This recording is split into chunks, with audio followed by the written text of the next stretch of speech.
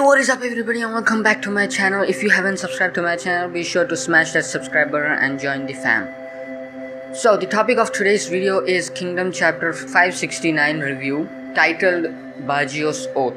So Baggio and Yotanwa have taken the leap across the Saha Canyon, and the chapter opens up with them managing to make it across the Saha Canyon, and they somehow miraculously managed to survive the jump. Given that they are savages, they were able to survive it surprisingly. Now seeing them jump across, at first their pursuers, they thought that they won't make it, like I had thought, but then they managed to make it till the end. Even if a person is savage and wild, he will have his limits, and so they've reached their limit. They slowly make their way across, wounded from the battle and exhausted and tired with the jump. They slowly make their way across. That is how the chapter has begun. Now reading from this chapter, from the looks of it, I get the feeling that Yotanwa and Baggio's relationship does not seem to be like a subordinate and a master/kings. Their relationship, I think, is depicted to be more like a brother-sisters, but even more deeper and connected than that. This is what I think,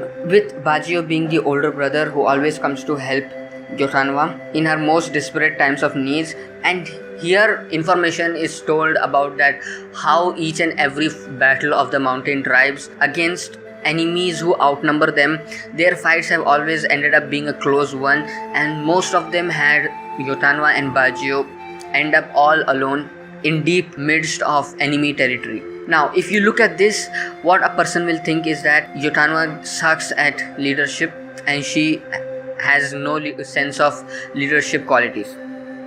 A person will think like this, but what is actually her main aim is, in a battlefield, baits are given out and traps are laid, and there is no bigger trap that can be laid out by staking the life of the leaders. And this is what Yotanwa has been doing. She baits the enemies with her life, using her life as an exchange in order to grab victory.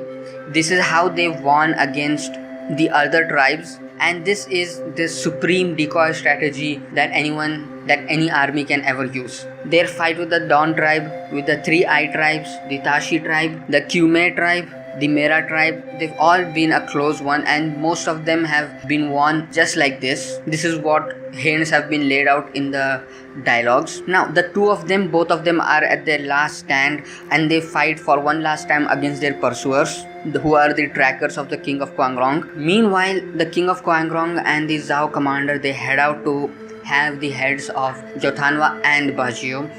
And the biggest mistake that they are doing is underestimating them, thinking them to be at the death's door.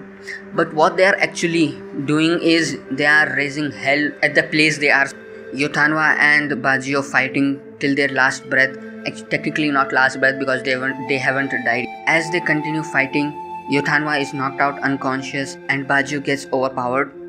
And here the title Baggio's Oath is clarified. It is shown that Baggio had sworn an oath the first time he had fought Yotanwa as a kid, and he swears that he will protect her even if it costs him his life. And remembering this oath, he turns back to his animalistic fighting style he had before joining Yotanwa. Meanwhile, the rendezvous point that Yotanwa had told the other mountain tribes was in fact not some run-of-the-mill position in a deserted forest. It was in fact the Kwangrong city, and she told that all the mountain tribes are supposed to meet up at Kwangrong city. Now this means an all-out attack against the Kwangrong army base. Now one look at the Yotanwa army style, I can say that it is super aggressive, fighting, not caring about the losses, and the soldiers are themselves brave. Now but this move, whether it is strategically correct or wrong, I have no idea, but I think this could be strategically foolhardy. But if they manage to gain control of Kwangrong city, they'll have access to food supplies, they'll be saved by a geographical location, and they'll manage to get some rest. But what is even more worse than this is that the Kwangrong army that will come back to strike is bad, and at the last day of the fight, the Kwangrong army managed to muster up 3 times the army strength.